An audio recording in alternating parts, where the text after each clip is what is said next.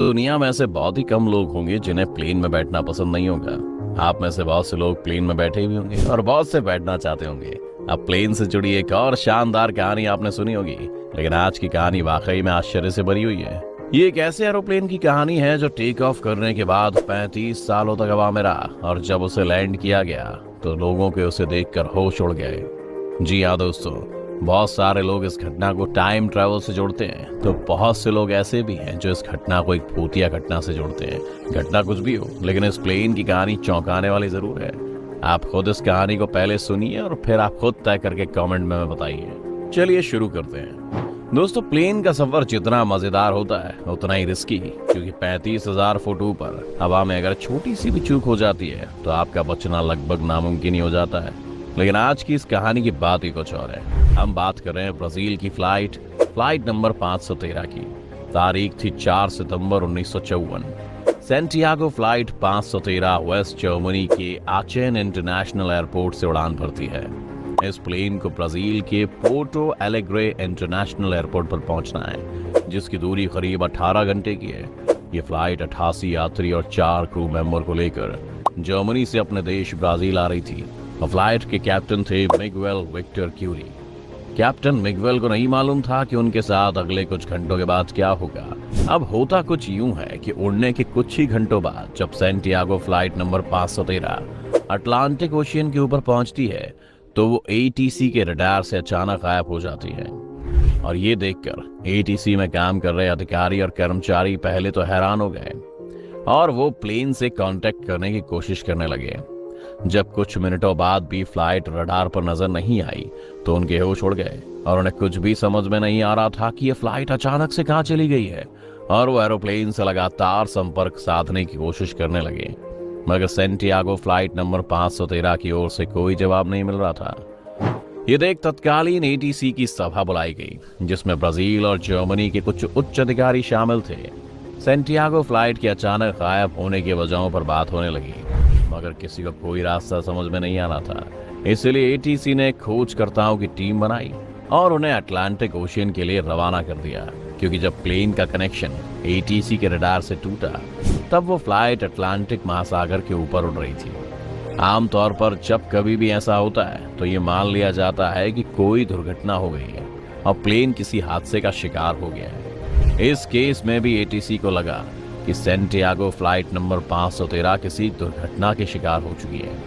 मगर जब खोजकर्ताओं की टीम अटलांटिक महासागर पहुंची तो उन्हें वहां कोई भी क्रैश हुए एरोप्लेन का मलबा नहीं मिला और न ही सफर कर रहे किसी भी यात्री की बॉडी। फिर एटीसी की ओर से ये अनुमान लगाया गया कि हो सकता है कि प्लेन अटलांटिक महासागर की गहराइयों में चला गया हो, और इसके लिए भी एक टीम बनाई गई। खोजकर्ताओं की टीम ने करीब हर वो जगह छानबीन कर ली जहां प्लेन के होने की उम्मीद थी, मगर प्लेन का कोई सुराग नहीं मिला। एरोप्लेन के इस तरह से गायब हो जाने की वजह से सफर कर रहे यात्रियों के घरवाले बहुत दुखी थे और जानना चाहते थे कि प्लेन के साथ आखिर हुआ क्या। सेंटियागो एयरलाइंस के पास इसका कोई जवाब नहीं था। कुछ दिन बीते हफ्तों में, कुछ हफ्ते बीते महीनों में और कुछ महीने बीते सालों में, मगर प्लेन का कोई सुराग नहीं मिला। इस तरह करीब 2 साल तक सर्च ऑपरेशन चला और आखिर में सर्च ऑपरेशन को हमेशा हमेशा के लिए बंद कर दिया गया। अब तारीख आती है 12 अक्टूबर 1989 की। एक अज्ञात एरोप्लेन ब्राजील के पोर्टो एलेग्रे इंटरनेशनल एयरपोर्ट की ओर तेज गति से बढ़ता हुआ आ रहा था। एटीसी में काम कर रहे कर्मचारियों को रडार पर जैसी इस प्लेन की सूचना मिलती है और वो अज्ञात प्लेन से संपर्क साधने की कोशिश करते हैं, मगर प्लेन की ओर से कोई जवाब नहीं आता और वो तेज गति से लगातार एयरपोर्ट के रनवे की ओर बढ़ रहा था। लगातार प्लेन से संपर्क साधने की कोशिश जब नाकाम हो जाती है तो आनन फानन में रनवे को खाली कराया जाता है और कुछ ही मिनटों के बाद एक अज्ञात फ्लाइट ब्राजील के एयरपोर्ट पर लैंड कर जाती है। एटीसी के अधिकारी और कर्मचारी तुरंत अपने ऑफिस से निकलकर रनवे की ओर भागते हैं और जब वो वहां पर पहुंचते हैं तो उन्हें जो दिखाई देता है वो देखकर उनके पैरों तले जमीन खिसक जाती है, क्योंकि वो अज्ञात फ्लाइट उसी सेंटियागो एयरलाइन कंपनी की थी और ये कंपनी 1956 को ही बंद हो चुकी थी।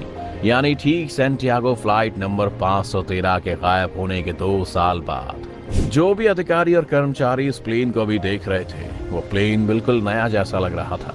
उन्हें कुछ समझ में नहीं आ रहा था कि आखिर जिस कंपनी को बंद हुए 33 साल हो चुके हैं, उसका नया प्लेन रनवे पर कैसे लैंड कर सकता है। उन्होंने कर्मचारियों को प्लेन के अंदर जाकर देखने के लिए कहा और जैसे ही वे लोग अंदर गए, उनके मुंह से चीख निकल गई।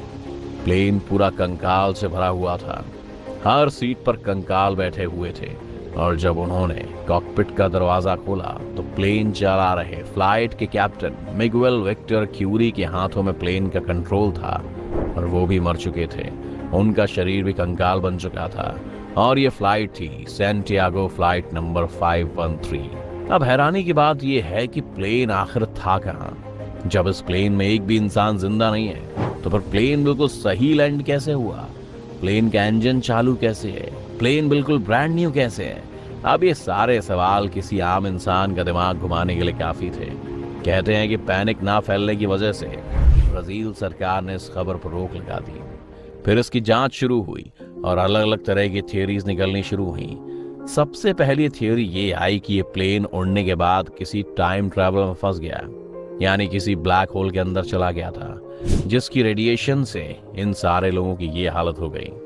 दूसरी थ्योरी ये आई कि किसी एलियन का शिकार हो गया ये, और तीसरी थ्योरी ये आई कि ये किसी इंसानी साजिश और एक्सपेरिमेंट का नतीजा है। लेकिन ये सब सिर्फ और सिर्फ थ्योरी थी। इसका कोई भी पुख्ता सबूत नहीं था कि इसके साथ क्या हुआ था, और ये सवाल आज भी सवाल ही हैं। ब्राजील की सरकार ने इस घटना को बहुत छुपाने की कोशिश की, मगर 1989 में फेमस पत्रकार एरविन फिशर ने इस घटना से पर्दा उठाया।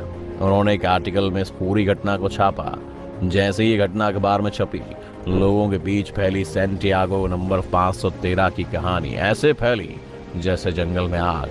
लेकिन एरविन ने इस खबर का कोई पुख्ता सबूत नहीं दिया था। मसलन सिर्फ एक एरोप्लेन की फोटो अखबार में थी, कोई कंकाल की फोटो नहीं थी। इसलिए इस कहानी को लोगों ने दो थोड़ों में बांट दिया, जिसमें से कुछ लोग इसे सही मान रहे थे और टाइम ट्रैवल और भूत जैसी चीजों से रिलेट कर रहे थे, तो वही दूसरे लोग भी थे जो इस खबर को सिर्फ पब्लिसिटी स्टंट मान रहे थे और इस खबर को झूठ के सिवा कुछ नहीं बताते हैं। आपको क्या लगता है? आप हमें कमेंट करके बताएं। अगर ये वीडियो आपको पसंद आई हो तो इसे लाइक और शेयर जरूर करें। अगर आप चैनल पर नए हैं या आपने चैनल को सब्सक्राइब नहीं किया है तो इसे सब्सक्राइब जरूर कर लें।